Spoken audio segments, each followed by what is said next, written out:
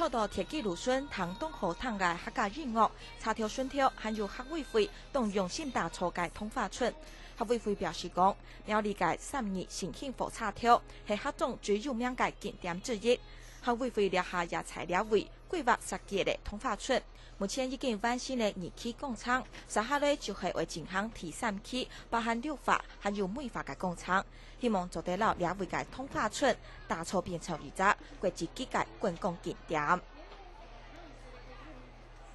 振興國際桐花村啊，我們要打造唔單是any客家特色的一個村落，佢係國際化，所以客家願意過去兩期嘅工廠花了2000萬，第3期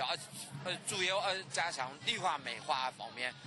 苗栗嘅通化兩下已經開到鬧咧，大蘭前也才見半年正式宣告通化季就會開始咧。現場還有展示花農用2000類冇強用嘅花，造成大型嘅通化義上群版，代表大蘭特有嘅農產文化，分享全國嘅鄉親共下來苗栗欣賞通化。客家新聞楊怡諾苗栗報道。